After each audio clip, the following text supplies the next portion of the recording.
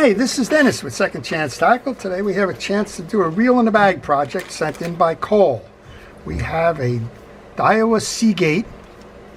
The Daiwa Seagate is this SGT-20H. It's a nice reel all around. I believe that Cole got started on it. And well, we've got a reel in a bag project here. We've got a couple of pieces and parts that, well, they just got to get reinstalled again, I assume. I guess I didn't read the full note. We have the assemblies are in here. We'll take this thing step at a time. We'll try to put it back together for Cole and make sure that it's working the way that it should. Well, this is a, I guess, lessons learned in that when you are working on a reel, you need to do the basics. You need to take pictures so that you know where you are in the project and you know how to make this thing come apart and then, more importantly, go back together again. The insides of this pretty much look like they should, but let's take it all apart. And well, taking them all apart will show us if all the pieces are indeed there, and if they're not there, well, where to put them. This is a Seagate 20H. It is the follow-on to the C-Line series. And one of the things you want to do as you're working on a reel like this, when you don't know the whole reel or the pieces or the parts, is to go out onto the internet and get the schematic for it. This one came right from Daiwa, and well, it has all the pieces and parts shown in a pictorial, and it also has them numbered in case you need to go get one if you've indeed lost one of them. So we're going to kind of move along on this one, see what we can do in terms of assembling this reel so that it works properly. One of the best things to do is kind of take a mental inventory of the sections of the reel. I'm going to pour all the pieces that he left me into a parts tray here. This one I think is probably the outside section. And well, let's go first to the inner section here. This has got a very loose main shaft to it.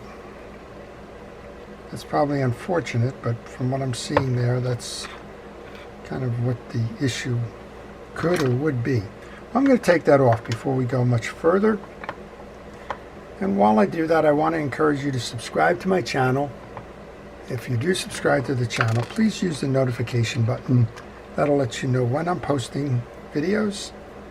And well, if you'd like to learn about fishing reels, all kinds of fishing reels. This is a saltwater fishing reel today, but tomorrow it might be a freshwater bait caster, or it may be a, well, we're never quite sure what comes in. You're kind of looking over the shoulder in the shop, and well, that tells you what the projects are I'm working on, and yeah, makes it all work. Okay, well, this has got a bushing in it, not a bearing, and it's probably safe to say that the bushing probably is a little worn. That's creating that play, but otherwise we're okay. You can see there's just a little bit of play in there. That's what's causing the rock. There's really nothing that can be done about that at this point. I'm going to take some time to put some lubrication onto that bushing. This is a steel shaft, it's not a bearing. I guess you could probably hot rod this somehow. Let's go ahead and take the plate. Now the plate I didn't take a real good notice on the way out, but it's always good to note what side is which. This one does have a stud that it mounts in. It also has tapered holes. So that's the front of this.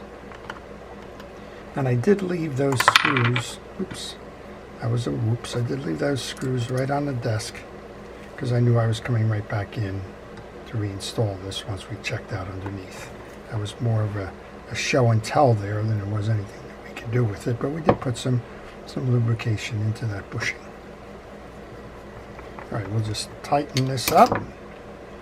One of the things that goes along with taking the reel apart, of course, is inspecting all the pieces and parts.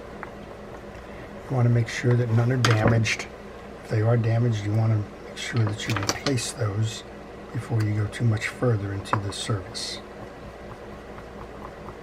This is the 20H. It's a good sized reel. It does not have the level wind on it. It's appropriate for inshore ocean or deep lake fishing, and they have a good reputation. All right. This is the slide. So what I like to do now is I work in subsections. So now I'm looking at the key components here. We're coming up here on the slide section. So you have the slide, you have the pinion gear, 2 small washers, and the springs. Why don't you use fishing wheel grease? We're going to place that slide in the channel. Next up, we will take the pinion gear, inspect it, make sure all the teeth are uniform, that they're not damaged or cracked or chipped in any regard.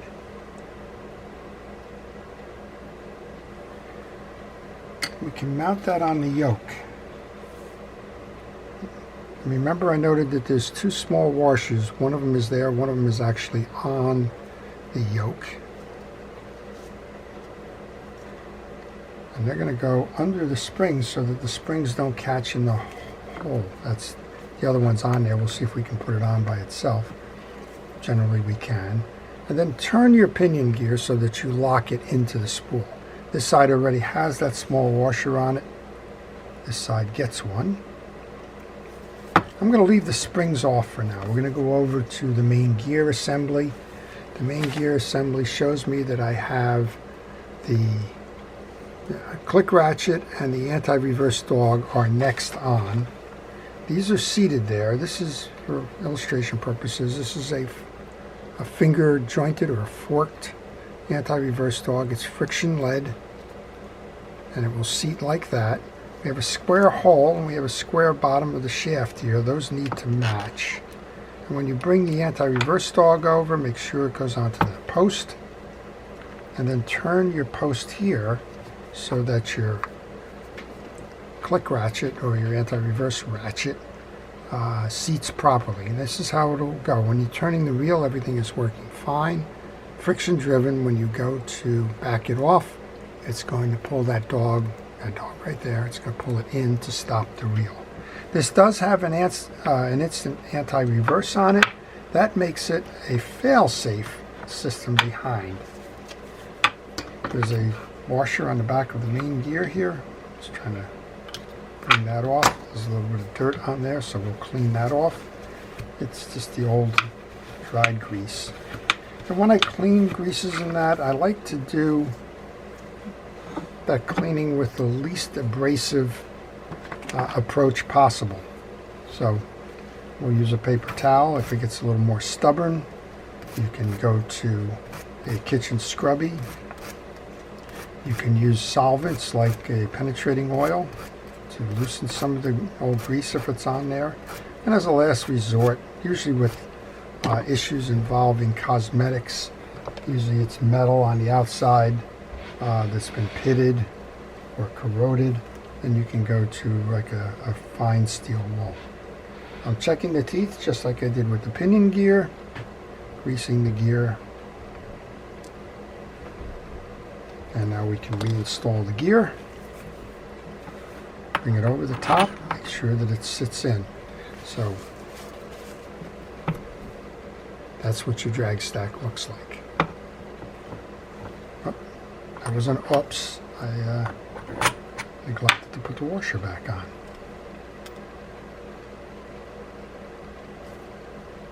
Funny how that works. Well, while I'm reassembling this, if you have any questions on this reel or any reel in particular, if you leave those questions in the comment section, I will try to answer those for you.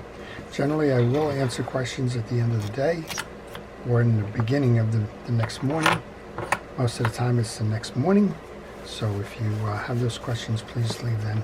I will answer them for you. Okay, we have a 6 drag washer system. This looks like Carbon Tex washers. A thin washer here we haven't identified yet. You start with the Carbon Tex washer. That's a hard washer. You have the option to grease it, but most of the time it's non-permeable, so grease really doesn't do any good. We'll follow that with a keyed washer. There's two different keyed washers in there. One of them has a kind of a raised surface to it, or an indent. That's the top washer. The other one that looks like that without the indent is the first one in. This is your second keyed carbon text washer. Then we have the one with the two tags. Those fit into the groove. Last washer. And we have our big washer up top. And now we want to get that sleeve that's in here that will complete that drag stack. So I'm going to spill those out as I did with the other ones. And that sleeve goes next. Okay, that inner set, with the exception of the two springs, is pretty much done now.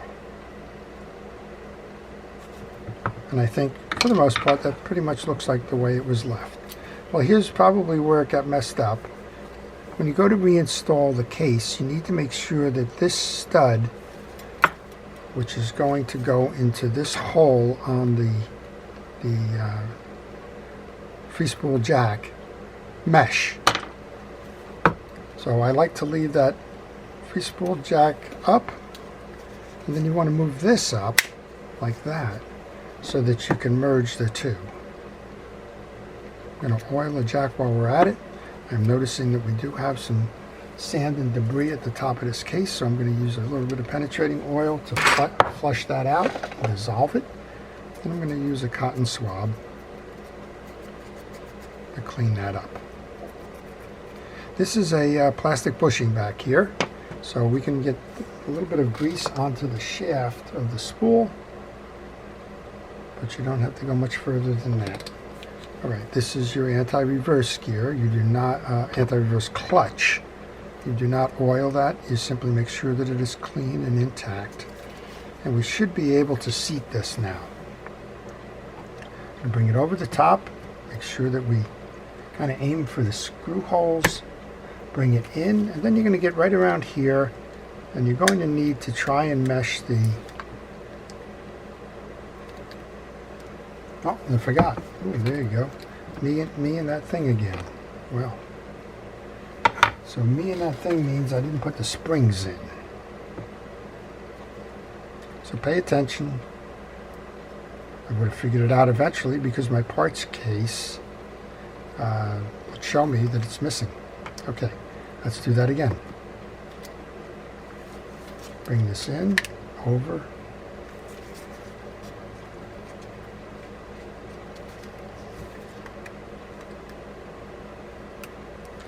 And we're having a little bit of difficulty on the merge of this, so I'm just checking. Okay, so what we have on the one side here, we have a stud, belongs in that hole there.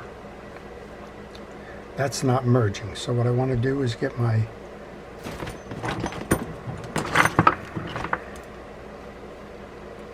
this little piece of metal here belongs right here. Now let's try that again.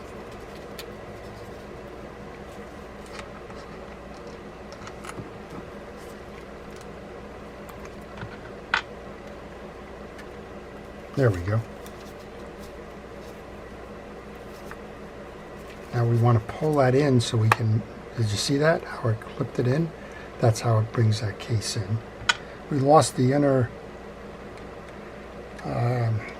race for that anti-reverse. Don't worry, you can press that right back in. Alright, and now we can go find those screws for the side plate. I count 4. Hopefully they're all the same size. And they are. And they're rough threaded. They're all the same threads. So I'm going to go in opposite direction. So let's call that north. Let's call this one south. This is going to keep equal tension on to the side plate. Let's call this east. And your directions, let's call it west and east, just for fun. What we should have a functioning reel with an anti-reverse now.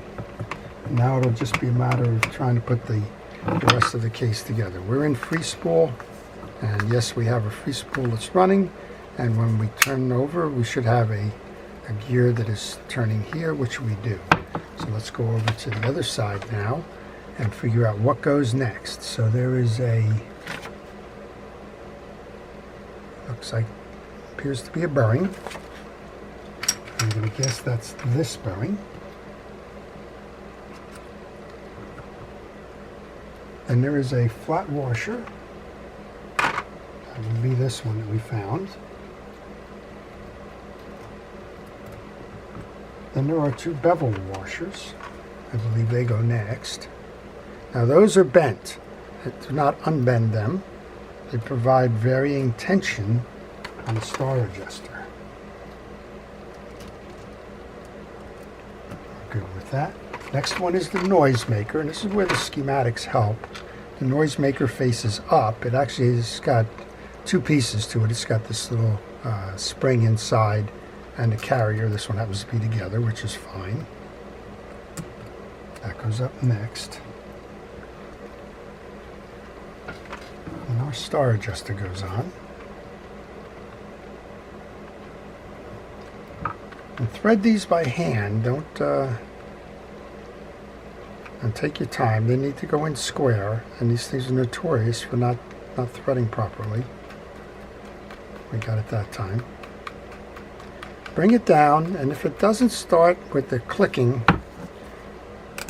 well, we got it starting with the clicking, but if it doesn't start with the clicking, the issue is generally all about the that little point on the spring getting stuck.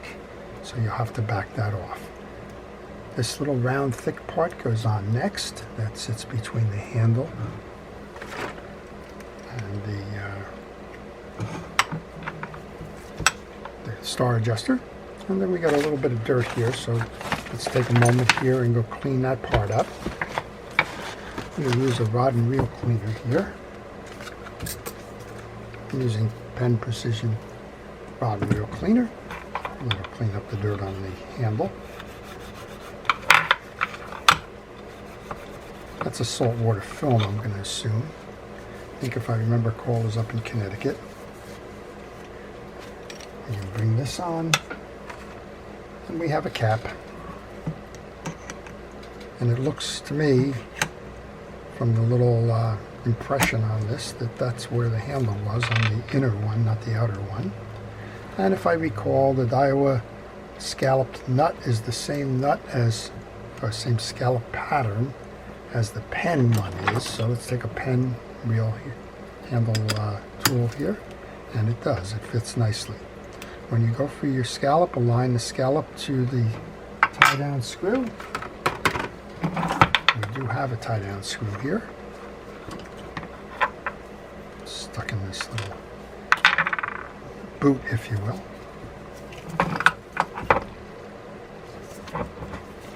Looks like I'm just a little bit out of alignment, and we'll get that right. There you go. Now we can put our tie-down in.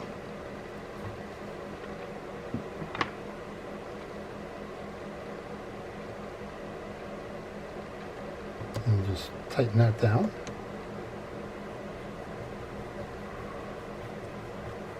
And then the only other pieces and parts in this box right now is the rod tie-down clamp. So let's go ahead and put that on too. Clamp goes on the back. And we have our two clamp screws. So this reel should be back and ready to go fishing. We've lubricated it. We showed you a little bit of the tricks in terms of the schematic, and boy did we have to reference that from a few pieces. But one thing I do want to do in addition to this, I don't know where Cole left this reel in terms of servicing it, so I do want to pull off the spool side before I continue. And just make sure that I have the spool, if there is a bearing in the back there, that it has been serviced. All right, there's 3 screws that go on the back here. So let's pull those out. This side usually has a bearing and a click mechanism. If it had a line line guide mechanism in it, you would probably have a worm gear drive or something sitting on this side that has to do with that, but in this case this should just be a straight up piece. I'm not sure. Oh, that's not removable. It's got to be removable. Got to be removable. Alright, let's use a little utility knife. There you go, for a wedge. Just work it around till you can get it to come off. Don't force anything.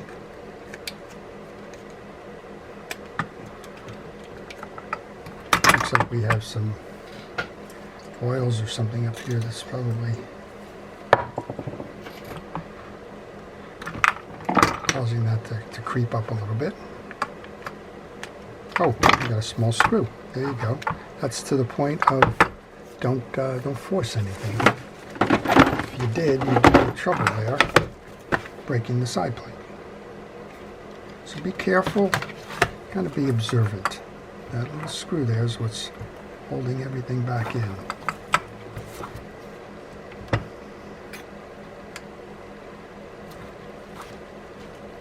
Okay, the little screw comes out. Now this should come off pretty much easy. Here's what we're talking about. You got a bearing underneath there. You have a click lever. You have a race for the spool brakes. Go ahead and oil the bearing. Oil the click mechanism.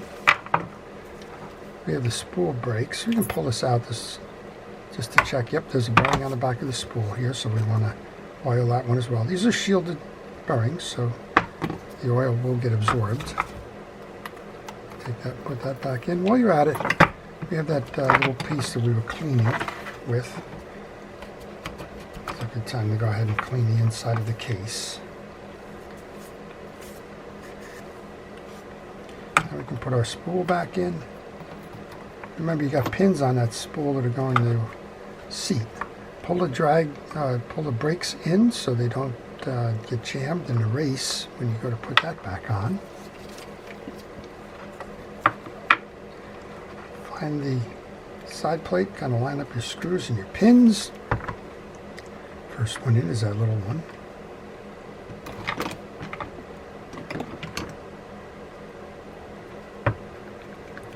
And we can put that side plate trim ring on. Give it a test. See how we did. Again, the 3 side plate screws here are all the same. So you need to note that if you were taking them out and one was longer or shorter. I just did a Penn International torque reel where they had different side screws. It's not uncommon. And of course, usually when you're thinking, oh, they're all the same, that's when they're not. And then you run into a little bit of trouble. Okay, one more screw. Nice reel overall. I like these. You could hot rod this reel, that burring or bushing, the 2 bushings. You got a bushing on the spool side handle here. I showed you that on the bridge, and you also have a bushing up top here that could be replaced with bearings. These 2 bearings are the spool bearings. That's really what you needed.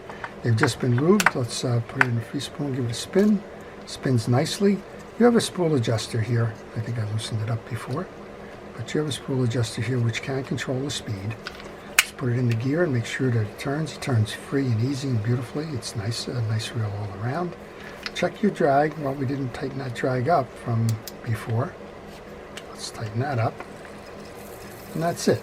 That's your Daiwa Seagate with Carbon Tex drag washers in it.